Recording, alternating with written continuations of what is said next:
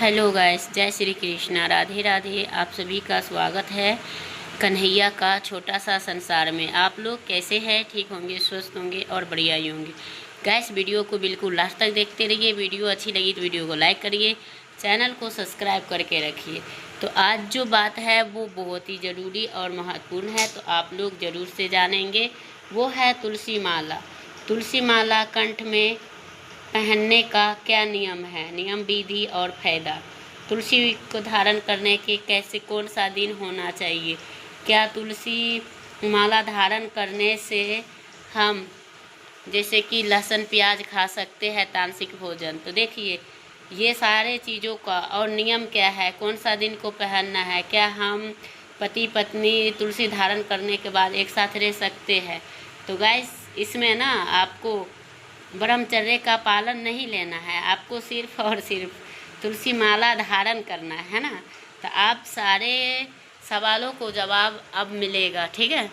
तो मैं बताऊँ कि तुलसी माला के धारण करना कौन सा दिन का है। सबसे पहले ये, और देखिए कोई भी तुलसी माला धारण ऐसे कोई आम बात नहीं होती है, वो बहुत ही श्रेष्ठ होता है उनके लिए। उनको जैसे कि मीट मछली अंडा सारे कुछ को त्यागना होता है। अगर वो साल भर 6 महीना 3 साल 4 साल जितना अगर वो साधना करके तब माला लेते हैं तो उनका परिणाम कुछ अलग लेवल का होता है, जो कि भगवान भी उनसे मतलब उनको पसंद करते हैं। और भगवान भी ये जानते हैं कि चलो ये भक्त हमारे सक्षम है और हमारा मतलब कदर कर रहा है और हमारे भक्ति भाव में आना चाहता है, तो आपको वो और बढ़िया से तैयार करेंगे, ठीक है।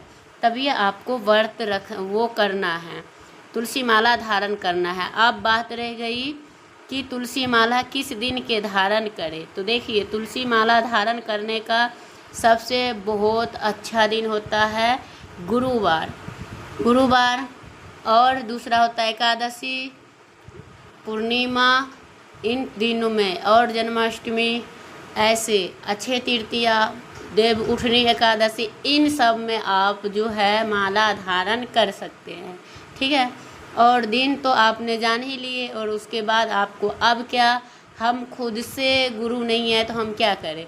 देखो गुरु के बिना ज्ञान तो होता ही नहीं है। अगर आपको पॉसिबल है तो आप बहुत सारे बाबा हैं उनको बनाइए, और नहीं है तो आपका घर में जो देवता है उनको ही गुरु, जैसे कि हमारे लड्डू गोपाल जी है, बृहस्पति देव है, उनका गुरु मान के और आप अपनी सेवा उनसे उनको माला धारण करने का मतलब उनसे लेके तब आप अपने गले में धारण करोगे। और तुलसी के माला का रेट भी कितनी है दीदी, तो रेट कितना होता है, 60 रुपया से ऊपरे चले जाओ। 60 का भी होता है, 250 का भी होता है, 1000 का भी होता है। वो तो अब ऐसा मतलब फैशन हो गया ना कि तुलसी माला भी हार में कन्वर्ट हो रखा है।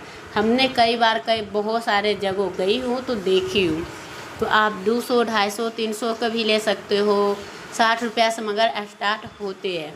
तो आप देख लीजिएगा। और माला कभी भी लीजिए तो 2 लिया करिए, क्योंकि जैसे कि एक अगर हमारे तुलसी माला खंडित हो जाता है तो दूसरे हमें रखा रहता है तो धारण करना होता है। जब हम तुलसी माला पहनते हैं तो क्या हम सोच कर नहीं सकते। तो देखिए तुलसी माला धारण करना और सोच करना है। सोच करना और वो जैसे ये मल मूत्र तो हमारे नीचा कमर के नीचा रहता है, और ये गर्दन में होता है, कंठ में हर एक देवी देवता का। इसका क्या पॉजिटिव है ना। इसका कई है, इनका कई राज है। अगर कोई मनुष्य मर जाता है ना, उसको गंगा जल और तुलसी पिला देते हैं तो बोलते हैं ये वैकुंठ चला जाएगा। कोई व्यक्ति मर जाता है, उसको लकड़ी चढ़ा देते हैं तुलसी के, तो वो भी वैकुंठ चला जाए। जब आप धारण करोगे तो उसमें ये कहा जाता है कि तुलसी माला, पहले चलिए हम ये बताते हैं कि तुलसी माला धारण कैसे करें। तो देखो आज हम तुलसी माला लेके आएंगे, जैसे गुरुवार को होंगे तो बुधवार को लेके आएंगे, और उसके बाद पूरे रात घी में, गौ माता के घी में उसको डुबो के रखना है। सुबह में उसे सूती कपड़ा से पोंछ देनी है। अगले दिन उसे लड्डू गोपाल के गुरुदेव बना सकते हो तो उनसे, या गुरु जी से आप दक्षिणा लेना चाहते हो तो गुरु दीक्षा आप वहाँ से फिर लेके जाओ उसी माला को, और वो गुरुजी आपको पहनाएंगे, ठीक है। और वहाँ से आप उनका भक्त हो जाओगे। जब भी माला अगर खुद से पहन रहे हो, गुरु के पास जाओगे तो वो तो अपने मंत्र पढ़ के देते हैं, नहीं आप पहन रहे हो खुद के मंदिर से ही, तो आपको कहना है कि हे भगवान हमें इतना सक्षम बना के रखना कि जो कि हम इस तुलसी माला का अपमान ना कर सके और इनका हमेशा ख्याल रखे, मान सम्मान दे और गुरु का लाज बचा के रखे इस जन्म से अनंत जीवन तक, जो कि वही हमारे पार और उद्धार करने वाला ईश्वर होता है। तो कंठ में तुलसी धारण करके कोई पराये पुरुष या पराये पुरुष अगर वैष्णव हो रहे हो तुलसी माला धारण करे तो पराये स्त्री को कभी भी स्पर्श नहीं करना। पति पत्नी में जो होता है वो तो भगवान ने 7 फेरों बनाया था, उसी टाइम आपका ये धर्मगिरी क्या कहता है, गृहस्थ जीवन इसी को कहा जाता है कि अगर गृहस्थी में रह के अगर पूजा पाठ करते हो तो उसका यानी कि ब्रह्मचर्य से डबल पालन होता है। जब हम फेरे लेते हैं तब ये वहाँ पे अग्नि में कहा जाता है कि हमें 7 जन्मों का बंधन होता है। तो उन चीज़ को हमें कभी भी ज़िंदगी में किसी को अपमान ना दिखाए, चाहे वो पति हो या पत्नी हो। हमें शादी के टाइम ऐसा कहा था, अभी ऐसा करेगा तो उसका ना मतलब कई जीवन 7 जन्म का उसका रिश्ता तभी ये बन जाता है। वो ना हाँ करने से कोई फ़ायदा ही नहीं है, उसको चलेगा जैसे चलाए वो चलता रहेगा, उसको कहने से नहीं और हाँ का कोई जवाब नहीं है, ठीक है। तो वो उस रिश्ते को कभी भी अपमान ना करे। जब ये अपमान करता है तो वो मनुष्य अपने रास्ता को कठिन रास्ते में कन्वर्ट कर लेते हैं। अब ये हो गया। अब रह गया लहसुन प्याज के क्या करें। तो देखो लहसुन प्याज ना तामसिक भोजन माना जाता, वो नॉनवेज नहीं माना जाता। तो उसको तामसिक भोजन इसलिए कहते हैं जो कि लहसुन प्याज हमें नहीं खाना चाहिए। देखिए जब आप अगर तुलसी माला धारण करें तो उनको पूरा धर्म निभाइए कि आपको नहीं खाना तो नहीं खाना है। अगर खा रहे हो, अगर बीमारी के रूप में दिया जा रहा है कोई बात नहीं, जब तक आप बीमार हो तब तक आप खा सकते हो, उसके बाद आप फिर इसे हटा दीजिए, ठीक है। और तीसरा बात क्या है कि क्या हम कहीं भी जाए तो क्या करें, कोई मर हर जाता है तो मैं इसका माला उतार सकते हैं।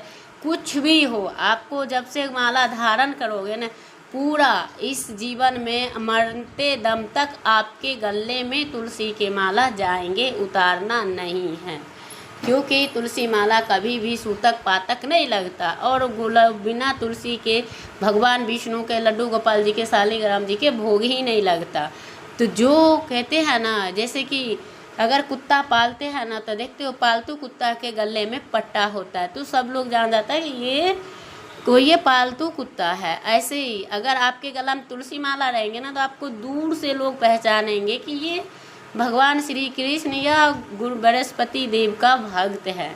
तो इसलिए इसका यही पहचान है और उद्धार होने का यही नियम है कि आप करें। कोई पराये आदमी यानी कि कोई पराई स्त्री से संबंध ना बनाए। जो कोई पराये आदमी हो तो वो ये चीज़ करे, और जो पराई नारी है वो भी किसी पराये अपने पति के छोड़ के पराये पुरुष को ना देखे, ना संबंध बनाए, नहीं तो ये इतना भयंकर पाप लगता है जो कि मरने के बाद भगवान के पास जाता है तो बोलता है लोहा के स्त्री को लोहे के पुरुष में चिपकाया जाता है और जो पुरुष होता है उसको लोहे की स्त्री में चिपकाया जाता है। तो इस चीज़ से यही से आप सतर्क रहे और ये कष्ट से हटके रहे, बच के रहे, वो सबसे अच्छा है, ठीक है। और आपकी जीवन की नैया तो ऐसे ही उधार रहेंगे, आप सेवा करते रहेंगे तुलसी का। और धारण करने से कभी भी किसी को कटु वचन ना बोले, किसी का को जल्दी से कोई इतना बड़ा गलती कर दे सराफ ना दे और कभी भी ज़िंदगी में किसी को नीचा ना दिखाए। और मन में तो हमेशा छल कपट रखना ही नहीं चाहिए। सबसे बड़ा पाप छल कपट ही माना गया। जिसके मन में कुछ है और करना कुछ चाहता है, ऊपर से हंस रहा है, अंदर से वो मतलब वो ऊपर से बंदे को दिखाएगा कि मैं हंस रहा हूँ, लेकिन उसका अंदर जो होता है ना एक डर, एक भय होता है, क्या पता कल मेरी सच्चाई जान गई फिर क्या होगा। ये चीज़ होता रहता है। तो इसलिए कहा गया है गाइस कि छल कपट को त्यागना, उसके बाद ही तुलसी माला धारण करना। अब आ जाते हैं हम नशीले पदार्थ पे। अब क्या कि हमें इसमें दारू शराब पीते हैं, नहीं, तुलसी माला पहनने के बाद आपके घर में भी नहीं आना चाहिए। हाँ, उसका यही मानना है कि आपके कोई चीज़ नहीं आना चाहिए, नशीले कोई भी पदार्थ हो, चाहे तंबाकू हो, सिगरेट हो, बीड़ी हो, जो भी हो, इसे त्यागना होता है। उसके बाद आप पी सकते हो, मतलब वो पहन सकते हो। और इनका कभी भी वचन तुलसी का माला का उल्लंघन ना करें, और नहीं हो रहा हो तो आप पहने ही नहीं, क्योंकि इसमें कोई ज़ोर ज़बरदस्ती दोहराए नहीं जाता है और आपको नहीं बनेगा नहीं पहनना। लेकिन